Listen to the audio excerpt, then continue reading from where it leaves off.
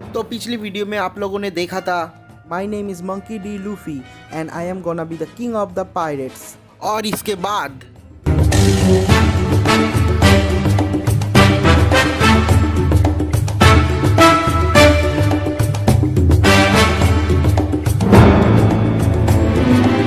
जब लूफी जोरो को कहता है कि मैं किंग ऑफ द पायरेट्स बनना चाहता हूँ, तब जोरो चौंक जाता है और कहता है क्या तुम्हारा दिमाग घूम गया है? तुम्हें पता भी है किंग ऑफ द पायरेट्स का मतलब क्या होता है? तब लूफी उसे कहता है किंग ऑफ द पायरेट्स का मतलब होता है किंग ऑफ द पायरेट्स, इसका दूसरा कोई मतलब कैसे हो सकता है? तो सब लोग वहाँ पे चौंक जाते हैं और लूफी की तरफ देखते रहता है। तब कूबी जोरो को कहता है हाँ, मैंने भी जब पहली बार ये बात सुना था तब मैं भी चौंक गया था, लेकिन लूफी इस चीज़ को लेकर बिल्कुल सीरियस है और लूफी दुनिया का सबसे बड़ा ट्रेजर द वन पीस पाना चाहता है। उसके बाद लूफी जोरो को उसके स्वर्ड्स देते हुए कहता है ये लो, जैसा कि मैंने प्रॉमिस किया था। लेकिन वहाँ पे 3 स्वर्ड्स थे तो मुझे समझ में नहीं आ रहा था कि तुम्हारा वाला कौन सा है, इसलिए मैंने सारे के सारे उठा के ले आया। तो जोरो कहता है सारे के सारे स्वर्ड्स ही मेरे हैं, मैं 3 स्वॉर्ड स्टाइल यूज़ करता हूँ। तो लूफी कहता है ठीक है ये लो, लेकिन अगर तुमने मेरे साइड से फाइट किया तो तुम गवर्नमेंट के नज़र में एक विलेन बन जाओगे, और अगर तुमने फाइट नहीं किया तो ये मरीन्स तुम्हें मार डालेंगे। तो क्या सोचते हो? उसके बाद जोरो कहता है अगर मैं यहाँ पे मर भी गया तो मैं तुम्हारे पायरेट क्रू मेंबर बन के मरूंगा। तो लूफी कहता है इसका मतलब तुम फाइनली मेरे पायरेट क्रू को ज्वाइन कर रहे हो? ये सब कह के लूफी नाचने लगता है, सेलिब्रेट करने लगता है जोरो को बिना खोले ही। तो कैप्टन मॉर्गन के मरीन क्रू भी बहुत ज़्यादा डर जाते हैं और कहता है ये कैसा लड़का है, इस पे तो बुलेट्स भी काम नहीं करता। तो कैप्टन मॉर्गन कहता है इसने शायद कोई डेविल फ्रूट खाया होगा। डेविल फ्रूट एक ऐसा फल है जिसे खाने से लोगों में अलग एबिलिटीज़ आ जाते हैं, उनमें बहुत सारे पावर्स आ जाते हैं। र्यूमर्स ऐसा है कि ऐसे बहुत सारे डेविल फ्रूट एग्जिस्ट करते हैं जिनमें बहुत सारे अलग अलग पावर्स छुपे हैं, और ये सारे फल ग्रैंड लाइन में कहीं पर छुपा के रखा हुआ है, और इस स्ट्रॉ हेड बच्चे ने भी कोई शायद डेविल फ्रूट खाया है जो वो ऐसे पावर दिखा रहा है। और उसके बाद लूफी जोरो को रस्सी से खोलने की कोशिश करता है, लेकिन वो खोल नहीं पाता क्योंकि रस्सी बहुत टाइटली बंधे हुए होते हैं। और जोरो लूफी को कहता है जल्दी से मेरे स्वर्ड्स मुझे दो। और उसके बाद कैप्टन मॉर्गन उनके मरीन्स को ऑर्डर देता है अगर हम इनको गोली नहीं मार सकते तो हम लोग इनको तलवार से काट डालेंगे। और उसके बाद कैप्टन मॉर्गन उनको ऑर्डर देता है कि सबको ख़त्म कर डालो, और मरीन्स हमला कर देते हैं। लेकिन जोरो 3 स्वॉर्ड स्टाइल से सारे मरीन्स को एक साथ रोक लेता है और कहता है अगर तुम लोगों ने थोड़ी सी भी हिलने की कोशिश की तो तुम लोग मर जाओगे। तो ये सुन के सारे मरीन्स भी डर जाता है। उसी पोजीशन में जोरो लूफी को कहता है आज मैं मरीन्स के साथ लड़ते लड़ते पायरेट्स बन जाऊंगा, लेकिन मेरे भी कुछ एम्बिशंस है, और अगर इस एम्बिशन के बीच में कोई आया तो मैं उसे नहीं छोड़ूंगा। तो लूफी जोरो से पूछता है तुम्हारा एम्बिशन क्या है? तो जोरो कहता है to be the world is greatest swordsman, मैं दुनिया का सबसे ताकतवर और पावरफुल सोर्ड्समैन बनना चाहता हूँ। तो लूफी कहता है मुझे इसमें कोई प्रॉब्लम नहीं है, तुम अपना ड्रीम चेस कर सकते हो।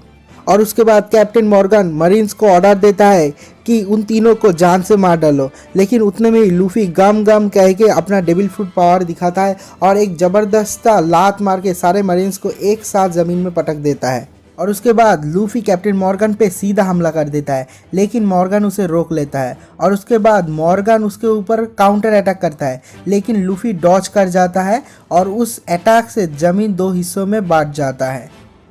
और उसके बाद लूफी उस अटैक को डॉच करने के बाद कैप्टन मॉर्गन के फेस पे एक डबल किक करता है और उसके बाद एक और सिंगल किक करता है। इससे कैप्टन मॉर्गन बिल्कुल ही धराशायी हो जाता है। और उसके बाद कैप्टन मॉर्गन के कॉलर को पकड़ के लूफी उसको धमाधम मुक्का मारने लग जाता है।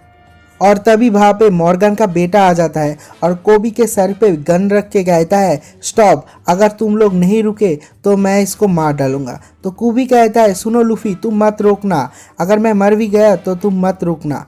तो लूफी कहता है हाँ मैं समझ गया। उसके बाद लूफी धीरे धीरे उसके तरफ बढ़ने लगता है, लेकिन मॉर्गन का बेटा कहता है तुम मेरे पास मत आओ। और उतने में ही पीछे से कैप्टन मॉर्गन आ जाता है और आके लूफी पे अटैक कर देता है, लेकिन जोरो लूफी को बचा लेता है और लूफी भी कैप्टन मॉर्गन के बेटे को एक पंच करके बेहोश कर देता है। और उसके बाद लूफी जोरो को कहता है थैंक्स मुझे बचाने के लिए। तो जोरो कहता है कोई बात नहीं कैप्टन। और उसके बाद ही जोरो बेहोश हो जाता है। तो कुबी पूछता है जोरो क्या तुम ठीक हो, तुम ठीक हो ना? तो जोरो कहता है नहीं मुझे कुछ नहीं हुआ है, मैं बस बहुत ज़्यादा भूखा हूँ और कुछ नहीं हुआ। और उसके बाद मरीन बेस के अंदर का एक सीन दिखाता है जहाँ पे वो वियर्ड सा लड़की दिखाता है जो हर जगह पे चोरी करता है, घूमता है।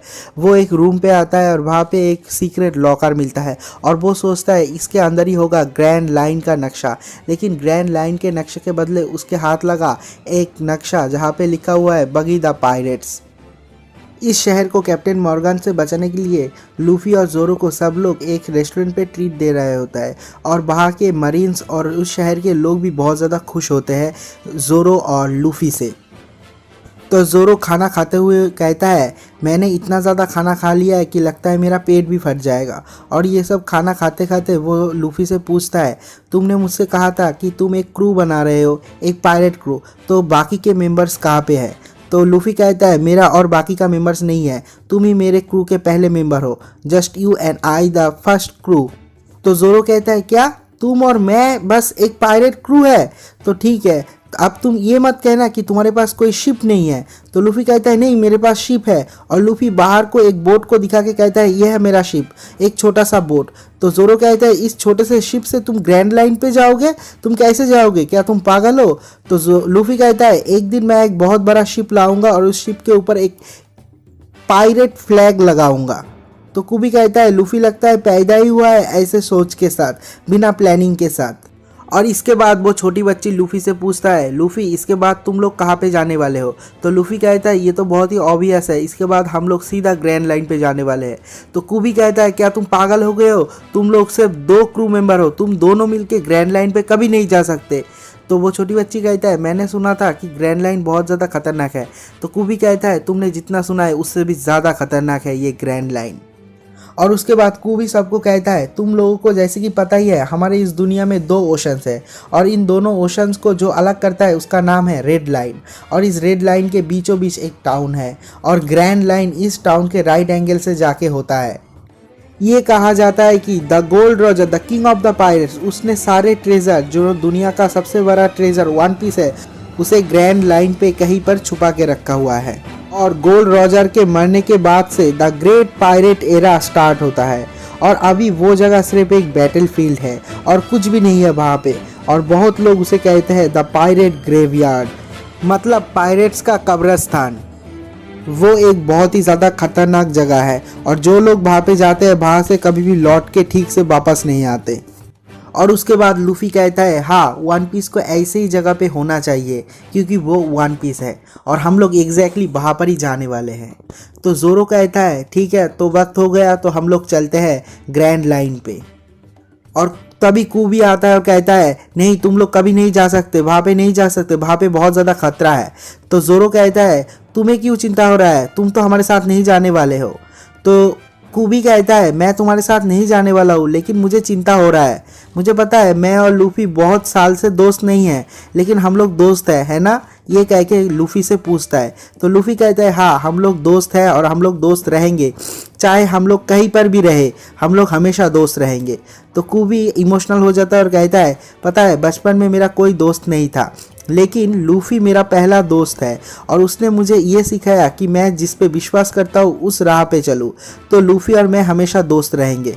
और उसके बाद जोरो कुबी को कहता है क्या तुम्हें लगता है कि तुम मरीन्स को ज्वाइन कर पाओगे, क्योंकि तुम 2 साल कैप्टन अल्विडा के शिप में कैबिन बॉय बन के थे।